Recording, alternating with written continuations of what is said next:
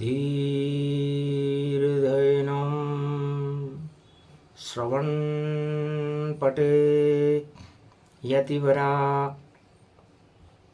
महावाक्य जनार्दन सच्चिदानन्दत्वं शरणं ब्रजेश यादवेन्द्रं दयादाता पुण्डरीक्षा क्षीरसागरशयनं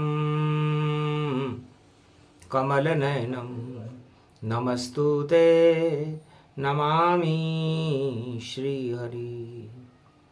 धैर्य से जिसको धारण किया जाता है, कर्णपटुओं से जिनका पान किया जाता है, ऐसे सच्चिदानंद भगवान श्री यादवेंद्र सरकार को मैं नित्य ही चिंतन करता हूँ, नमन करता हूँ। जिनको नमन करने से मंगल आदि मंगल तो हो ही जाते हैं, साथ ही में बहुत बड़ा बल मिलता है मनुष्यों को। हे राम तुम्हारी स्तुति कलयुग में वाणी गाती है, हे दानवता का अंधकार उसमें प्रकाश फैलाती है। अब जन्म अयोध्या में और सूर्य वंश जन्माए हो, और बार कले अवतार राम तुम धरती पर यहाँ आए हो। जब राम राज भारत में हुआ, सारा ही विश्व जब सुखी हुआ। जब राम नहीं जग में रहता, तो अंधकार छा जाता है। तो कलयुग में राम कहीं नहीं है, आराम है। आराम का मतलब होता है आदमी भोगों में फंसा हुआ है, और भोग भगवान से उन सभी आत्माओं को दूर कर देते हैं और उनका पतन हो जाता है। भोग रहित जब जगत बने, तब ही भगवान प्रगटते हैं। और जब दुनिया में भोग चले, तो देखो बम गोले चलते हैं। दानवता की तब चलती है, झलक ईश्वर नहीं मिलती है। ऐसा कलयुग है, कली काल, जहां भोग और दानवता चलती है। तो कली काल के इस घोर मध्याह्न काल में, विक्रमी संवत 2083 है, कलयुग का मध्याह्न काल है।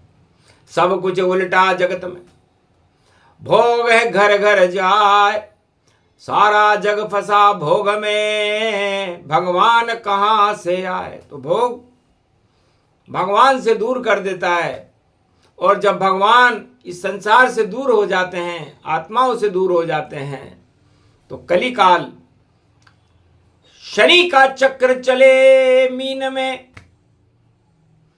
और मीन प्रलय गति पाया है। कहीं धरती हिलने लगी और कहीं भूकंप जगत में आया है। बार बार पाप से हिलती धरती जाए, और फिर भी भोगों में फंसा मानव समझ न पाए। मानवता फिर भी समझ नहीं पा रही कि धरती में भूकंप क्यों हो रहा है, झटके क्यों लग रहे हैं, भगवान आपसे क्या चाहता है। और आप अपनी सत्ता को बचाने के लिए सत्य को विध्वंस करने पर तुले हुए हो। सारे जगत में विध्वंस की धाराएं चलायमान है। मानवता को कुचले, कहीं बम चले, कहीं तोप चले, कहीं चले मिसाइल और गोला, और कहीं कहीं आग गुब्बार लगे। तो चारों तरफ ही विश्व में युद्ध का हाहाकार। मानवता सब सो गई, दानवता साकार। भगवान कहते हैं, हे लक्ष्मी, माया के पीछे जगत और माया चढ़ गई जाए। जब कलयुग माया चढ़े तो होश फाकता पाए। तो सारे मायावी बड़े बड़े दानव अपना कुचक्र चलने में तुले हुए हैं। सत्य का कहीं प्रकाश नहीं है। नीली छतरी वाला आसमान से सारे कुचक्रों को देख रहा है। तब माया लक्ष्मी बोली, हटे कुचक्र तमाम, और कल युग में भी भारत में और प्रगटो अब भगवान। घोर संकट में धरती उतल पुतल गति जान, बार बार भूकंप है और नहीं दिखे भगवान। इसलिए महाराज आप शनिवार का दिन है, बैसाख, जब किसी भी राजा की साख न हो तब ब्रह्मा जी ने एक महीना बनाया था बैसाख। और बैसाख नंदन, बैसाख नंदन सब करे उसको वंदन, तीभू तीभू बोले बैसाख नंदन। तब एक बैसाख नंदन भगवान को रास्ते में मिल गया, बड़ा दुखी था। भगवान विष्णु ने पूछा,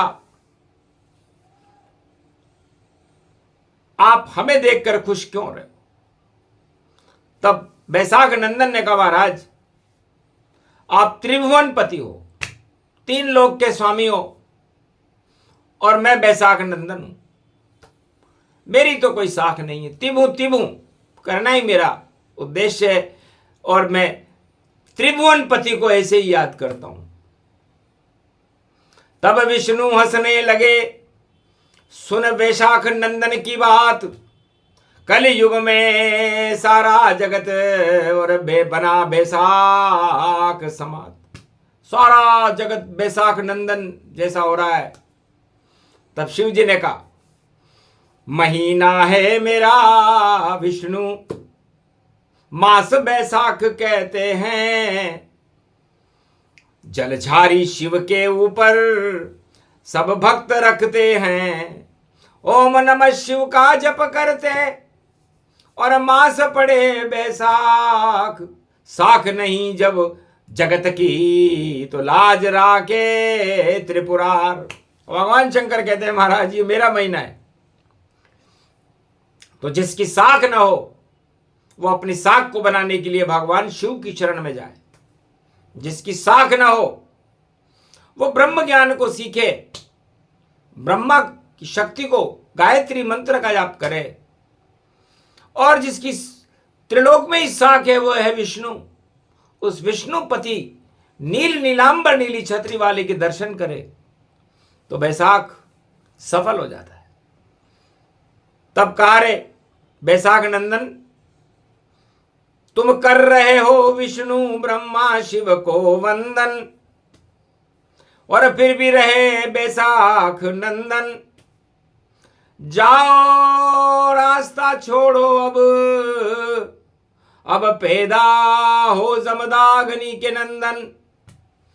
जमदाग्नि नंदन परशुराम और परसा लेकर आएंगे, अक्षय तृतीया पर जन्मेंगे, दानवता क्षय कर जाएंगे। तो ऐसा शुभ शुभ वेला आई, और जमदाग्नि प्रगटे पुत्र सहाई, नाम रूप परशुराम हूं जाना, सहस्त्रबाहु का वध में माना। सारी धरती घूमगत पाई, कड़ा दंड साधुन गति पाई। क्षत्रिय वंश 21 बार कर दिया पृथ्वी विहीन, और कोई राजा नहीं बचा, सब राजा देखे दीन। जब परशुराम जी का जन्म बैसाख में हुआ तब उन्होंने देखा राजाओं की तो कोई साख ही नहीं है, सारे राजा भोग में व्यस्त है, और मेरा जन्म हो चुका है, और मेरा नाम परशुराम है, परहित में ही मेरा जीवन है। और जिस धरती पर मेरा जन्म हुआ है वहां राम नजर ना आए तो मैं कोड़ों से कूटता हूं, परसे से ठोकता हूं। तो हाथ उठाकर परसा ठोका, और राजाओं की गर्दन काट, खूब पिटाई करी राजाओं की, राजाओं के उड़ गए होश और हो गए बंदर बाट। इतने पिटे 21 बार और क्षत्रिविहीन पृथ्वी कर दी, और राम नाम की शक्ति देखो सारे विश्व में ही भर दी। जय जय जय जय परशुराम, तुम ब्रह्म वंश के ज्ञाता हो, और जगत में हो भगवान और चारों वेद के ज्ञाता हो। जब जब भी अधर्म हो जग में परशुराम आ जाते हैं, हाथ में कोड़ा हाथ में परसा, दानवता को मार गिराते हैं। तो जब भी दानवता बढ़े और जन में परशुराम, और परशुराम की शक्ति से शुभ होए सब काम। तो कलयुग में भी राजाओं की वही हालत है, और क्षत्रियहीन करने के लिए परशुराम खड़े हैं। अप्रैल में उनका जन्म है, जमदाग्नि के घर, कलयुग में 2083 विक्रमी संमत में। तो समझो, जहां सुमति तह संपत्ति नाना, जहां कुमति तह विपत निदाना। तो जहां सुमति तो कलयुग में कहीं नजर आ नहीं रही, सारे युद्ध लड़ने के लिए बेताब है, और प्रतिष्ठा का विषय बना रखा है बड़े बड़े राजाओं ने। जो श्रेष्ठ राजा हैं, अपने आप को भूपति बता रहे हैं, वह भूपति कुपति हो चुके हैं, कुपित हैं, बुद्धि उनमें है नहीं, और रावण जैसा बल दिखा रहे हैं, उनसे धनुष उठता नहीं। सत्ता का ये धनुष सामने उसे उठा नहीं पाया है, ये ईश्वर की माया है जिसे रामचंद्र ने तोड़ गिराया है। तो जितने भी घन घमंड थे और रामचंद्र दिए तोड़, और खूब कुटाई करी परशुराम ने, और सब राजा मद को फोड़, राजाओं के मद को परशुराम भगवान ने अपने कोड़े और परसे से ऐसा हटाया कि पूरी जनकपुरी में हास्यास्पद सम्मेलन हो गया। जो वर वाला समारोह था, वहां वर एक ही था, वो थे ब्रह्म स्वरूप राम, और बाकी सब भ्रम ही भ्रम थे। और उनको सत्ता का बड़ा भ्रम था कि हम त्रिलोकाधिपति हैं, हम जिसे चाहे मिट्टी में मिला देंगे। रावण की तो कटी नाक जब धनुष उठा नहीं पाया था, उंगली फंस गई थी धनुषों में, उसे छुड़ा नहीं पाया था। अरे राम राम की मन में जे जे कार बार बार लगाया था, तब हो गई कृपा राम की, तब उंगली छुड़ाव पाया था। वही हालत है कलयुग में भी राजाओं की, बुद्धि गौण, और माया में सत्ता में फंस गए सारे राजा बैठे मौन। अरे एक की चवन्नी चले नहीं भाई, बम गिरे मिसाइल गौन, चारों तरफ है हाहाकार और युद्ध समाधि व्यापक जोन। अब युद्ध से शक्ति का परीक्षण कर रहे। शक्ति का परीक्षण शांति से होता है, युद्ध से नहीं।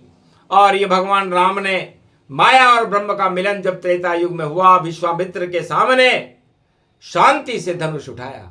धीरे धीरे उठे राम जी और गए धनुष के पास, और गुरु ने संकेत किया राम को, कर दो दिव्य प्रकाश। उठो राम भंजो बहुचापा, और मेटो तात जनक संतापा। तो शांताकारम 12 कला अवतार मर्यादा पुरुषोत्तम राम ने उस धनुष को धीरे से उठाया, कोई घमंड भी नहीं किया, और धनुष तोड़ दिया। और धनुष टूटने के बाद परशुराम भगवान का आगमन हुआ, और उन्होंने सारे राजाओं को कोड़ों से और परस्य से खूब कूटा। शर्म नहीं आई उन राजाओं को जो सत्ता के मोह में चूर थे, सत्ता को छोड़ना नहीं चाहते थे। इतनी कुटाई हुई, इतनी कुटाई हुई। वो आंखों देखा हाल यदि हम सुना दें तो सारे राजा चुल्लू भर पानी में डूब मरे।